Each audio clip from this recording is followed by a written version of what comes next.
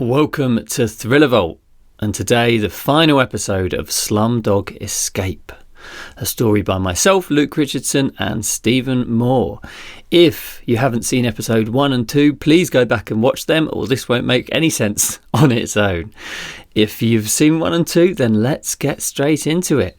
Whilst you're here though, quickly please remember to like, subscribe and share this podcast on whatever platform you're watching it, because that really helps us reach new people. Right, let's go. Rahul fought as he was dragged by his neck deep into the bowels of the building. "Hey, get off me, get off me!" His weakened voice echoed from the walls. He lashed out, but he was thin and malnourished, not even a match for Weasel, and certainly no match for Bossman. Weasel flung Rahul into the room at the back of the building. The room was large, with several smaller openings on one wall. A series of thick metal doors made these small rooms into the cells where Rahul and the other children slept. Rahul squinted against the light, which was just a bare bulb hanging from the ceiling. He had hoped never to see this place ever again. Rahul scrambled to his feet as quickly as he could, methods of escape streaming through his mind. He was quicker than these men, and they knew it. They had been lucky so far. This time he would run so fast and so far that they would never see him again. Rahul looked around the space. The other children cowered in the darkness. He spun on his heels and looked back at the doorway. Maybe he should make another go of it now. Get out there and... "It's okay, Rahul, my young special friend." It was the voice Rahul hated more than any in the world, whispering from somewhere out of the darkness. "Your work for the day is done. Now all you need to do is sit back and relax. We are spending tonight together, as a family." Rahul shivered. His muscles tensed. The boss man's huge frame filled the doorway, a cigarette glowing from his giant paw. "You are one of us, you know. You are a member of this family." The man stepped forwards and sunk to his knees. "You are a member of this family whether you like it or not. But you keep running away. Why is that?" Rahul said nothing. The boss took another drag on the cigarette and then exhaled the smoke in Rahul's face. "My friend over there," the boss man pointed at Weasel, "thinks I should beat you again, but I've done that already." The boss tore open Rahul's shirt to reveal his torso bruised and blooded from last night's savage beating. "That didn't seem to work, did it?" the boss said, poking at one of the welts. Rahul winced and inhaled sharply. "I've got a better idea," the boss man said, straightening up. "I think you feel you need to keep running away because you don't feel like you belong in this family. I think you feel like you are better than us. Maybe you feel like you want to go back to your palace and be the prince again." The boss roared with laughter. Weasel laughed too, sounding like a congested mammal. "I've got a better idea," the boss said. "Maybe you don't feel like you're part of this family because you've never been initiated." Initiated? Rahul said. "Yes, like a special treat, so that you know you are like us, make you official member of the family. What do you think?" The boss's eyes rooted Rahul to the spot. Rahul had heard about some of these initiation ceremonies. Sometimes they had to sing a Hindi folk song or steal a loaf of bread from a street baker. It didn't sound so difficult. Rahul nodded. "Very good, Rahul, my brave friend." The boss threw a glance at Weasel. "It is time." Weasel walked to the back of the room and returned with 2 chairs and a black holdall. He set the chairs down 2 feet apart in the centre of the room. "Rahul, please take a seat." The boss pointed to one chair. I admire you, Rahul. Many are afraid and try to run away." Rahul sat down in the chair and then looked up at the boss. "Very good, Rahul. Do you know what job you will do for us?" Rahul nodded. "Begging?" "That is correct." The boss sucked hard on his cigarette. "But ordinary begging is for ordinary boys, Rahul. You are a strong boy.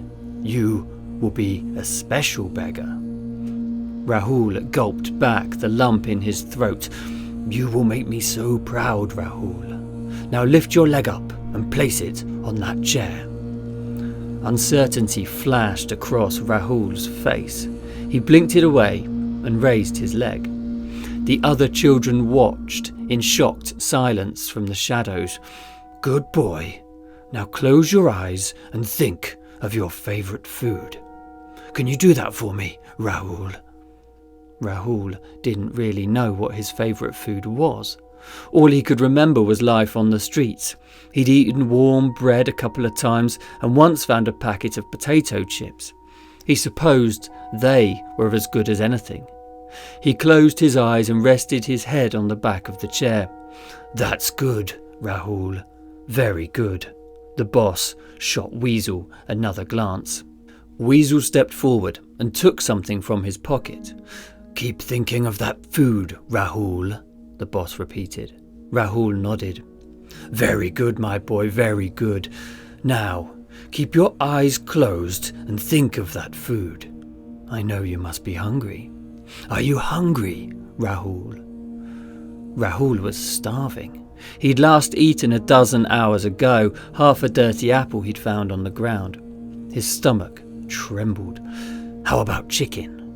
Do you like chicken, Rahul? Rice? How about some chicken and rice?" Thoughts of hot chicken and rice sent Rahul's imagination into overdrive. The weasel unscrewed a small glass bottle and tipped some of the contents onto a rag. The weasel placed the rag across Rahul's nose and mouth. 2 minutes. Go! The boss shouted. The kids around Rahul now froze in fear, their eyes locked on the horrific scene. Weasel set to work. Using a length of stained rope, he tied Rahul's leg to the chair. Using all his strength, he pulled as tight as he could. Then he took an old belt and looped it around Rahul's leg just above the knee. He tied this off tight too. It was clear that Weasel had done this procedure before. Weasel checked the belt and the rope and then crossed back to the bag. He bent down and removed a hacksaw, its blade glimmering. Kayla stepped into the building. Her shallow breathing sounded like a steam train in the silence. She willed herself to breathe more quietly as she tiptoed forwards. From what she could see, the building lay in almost complete darkness. She pushed on slowly, cautiously feeling her way forwards. Even if she had a flashlight now, she could never risk using it. A faint light glowed from a room at the back of the building.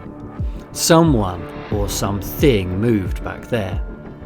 Kayla took another step, her apprehension growing. She kicked something. It clanged along the floor, shattering like a glass bottle. Kayla froze, bracing herself for an attack. Every fibre of her body strained for the madness to come. Nothing happened. Kayla waited 10 seconds, then another 10. For a second she considered turning around and running back to the Kalaba guest house. Then Rahul's face drifted into her mind. She remembered his fear-filled eyes as he pleaded silently for help. A little more confident that no one was paying the entrance any attention, Kayla dug out her phone and turned on the flashlight. At first, she kept the lens covered so the light only came out a tiny bit. It was enough to see the surrounding room though. Countless discarded glass beer bottles stood across the floor. An old television sat beside 2 moth-eaten armchairs in the corner. This looked like the place that those disgusting men unwound after a hard day abusing children. She heard a voice drifting from the room at the back of the building. Although the man spoke a language Kayla didn't understand, she would bet on it being the brute she'd seen outside. Kayla pushed aside her anger and focused on what the room told her about her foe. First, discarded beer bottles equaled weapons, and second, the thugs were probably drunk. Kayla snatched up 2 bottles and then crossed to the back room and peered through the door. Instantly, she wished she hadn't. Rahul sat slumped on a chair in the centre. He looked unconscious, his head lolling to the side. His left leg was extended up before him and tied to another chair. Several other children looked on in shock. Then, a small rodent-like man removed a hacksaw from a black holdall. It took Kayla a few seconds to work out what was going on. When she did, her stomach fought to repel her last meal. She held onto the wall for support as the room swayed around her. The rodent-like man looked up at his boss. The boss man nodded, then stepped backwards and puffed on his cigarette. The smaller man drew the saw backwards. He fixed his eyes on the leg he planned to liberate from the boy. Kayla saw it in slow motion. She drew a deep breath. 2 men against her was not great odds, but even if they killed her in the process, somehow Kayla's adrenaline-fueled mind thought that was okay. The boss man took a drag on the cigarette. The man rodent placed the saw's glinting teeth against Rahul's leg. Kayla glanced from one man to the other. The big brute was clearly in charge, yet the man with the saw had to take priority. Kayla stepped back into the shadows and raised the first beer bottle over her head. She focused in on the rodent man whose muscles tensed in preparation to make the first cut. Kayla flung the bottle as hard as she could. It sailed harmlessly over rodent man's head and shattered against the wall. Although causing no damage, the bottle provided the distraction she needed. Both men froze and turned to face the sound. Kayla charged across the room in 4 controlled steps. She planted her left foot and swung her right up and hard into the rodent man's jaw.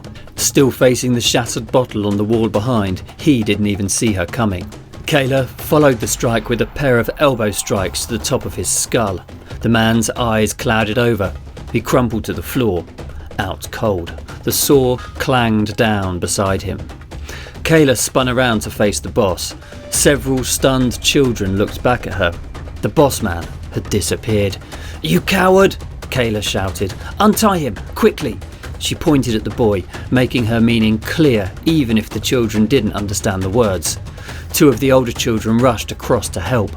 Kayla quickly spun back around and kicked the rodent man twice more for good measure. The last thing she wanted was him waking up halfway through his nap time. Kayla picked up the saw. It was about 18 inches long with hundreds of small, sharp teeth. She turned back to face the doorway. A series of thumps and bangs echoed through. It sounded as though the boss man was upending a toolbox. Kayla charged for the doorway, then saw the boss man running back in her direction. Something about the way he ran told Kayla he was used to fighting. The blade of a large knife glinted from his hand.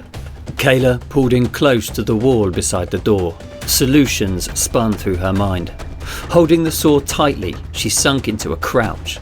She carefully positioned the saw, teeth facing towards her assailant. Feet slapped against concrete in the next room. Kayla swung the saw just as the boss man charged through the door. The teeth buried themselves deep into his thigh. The saw was ripped from her grip. The boss man cried in pain and staggered forwards, just managing to catch his fall at the last moment. Kayla leapt to her feet and turned. The boss man glanced down at his leg. Blood now pumped from a 4-inch gash on his thigh. It was a significant injury, but it was still clearly not his priority. He looked at Kayla and then snarled. The children had untied Rahul and now watched the unfolding drama from the shadows at the far side of the room. The boss stepped forwards, swinging the blade slowly from left to right. Kayla hated to admit it, but he handled the blade as though he knew what he was doing. Blood spewed from the deep gash on his leg, further staining his filthy trousers. "Why don't you just run now?" Kayla said, forcing a commanding tone into her voice. "You've seen what I've done to your friend?" She pointed down at the weasel lookalike.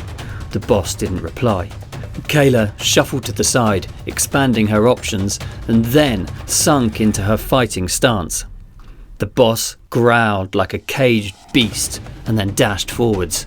He swung the knife in an arc, the blade zinging through the air. Kayla stepped to the left. The blade swished an inch past her ear. She moved her weight to the other foot and delivered 2 left hooks to the man's stomach. It felt like she'd just gone 1-2 on a steel post. The hefty blows only seemed to further anger the brute. He swung the blade again, this time aiming for Kayla's midriff. Kayla stepped backwards and the knife found nothing but air. Kayla shot a glance behind her. She was getting dangerously close to the corner of the room. That was a place she didn't want to be. She swung a right jab. The boss man twisted the knife and the blade sliced across the top of Kayla's arm. A white-hot pain surged through her body. She winced and ducked backwards. She was now even further into the corner. The boss man advanced again. A snarl played at the corners of his lips as he realised he was gaining the upper hand. Kayla ducked. The knife missed her throat by a hair's breadth. She stepped back again and felt the wall with her back foot. She was trapped, exactly where she didn't want to be. The boss man smiled and took another step forwards. His movements were now almost leisurely. He clearly thought he'd already won. Kayla had one play left, one move, which although dangerous, could disarm the brute. Kayla ran the combo through her mind. It was a move she hadn't used in years and didn't remember that well. Right now though, she didn't have any other options. She stood tall, tempting the man to strike. The brute's dark eyes passed across her body and then he took the bait. The knife sped towards her stomach. Kayla did exactly what the man didn't expect. She stepped towards the incoming blade. She twisted side on, offering a smaller target, and then struck. The knife passed an inch in front of her stomach. Kayla gripped the man's wrist beneath the elbow, rendering the knife useless. Then she cracked her palm into his upper arm. Bones shattered deep beneath his skin. The big man cried in pain, and the knife clanged to the floor. Kayla delivered 3 heavy punches to the side of his head and then shoved his body to the floor. The man fell like a banyan tree. His head flopped backwards and cracked against the concrete. "Quick, let's get you out of here," Kayla said, pointing to the children. As the children shuffled towards the door, Kayla went through the big man's pockets and removed the keys to the truck and the wad of coins and cash she'd seen him collect from the kids. With a glance back at the men, Kayla followed the liberated children out into the other room. Wait, Rahul said, coming around from the drugs. Over there." He pointed at a small metal box beside the TV. One of the other kids rushed over and swung open the lid. Filthy notes were bundled into piles. The kids snagged up the box and they headed out to the truck. Kayla climbed into the driver's seat and started the engine. Rahul got in beside her, along with another of the older kids. Kayla started the engine. The old truck spluttered, coughed, and then roared to life. Kayla glanced at Rahul. "I've got something for you," she said, handing him the notes she'd first given to him outside Leopold several hours ago. "But this time, they're really yours to keep." "Thank you," Rahul said, tucking the notes away. "Where are we going then?" Kayla asked, reversing the truck towards the main road. "Head south," Rahul said, leaning back into his seat. "I want to go south." That was Slumdog Escape by me, Luke Richardson, and Stephen Moore. Thanks so much for listening to this episode of the Thriller Vault podcast. Please make sure you're liking, you're subscribing, and you're sharing this podcast, as it helps us so much reach new readers. I can't wait to share another story with you soon. Thanks.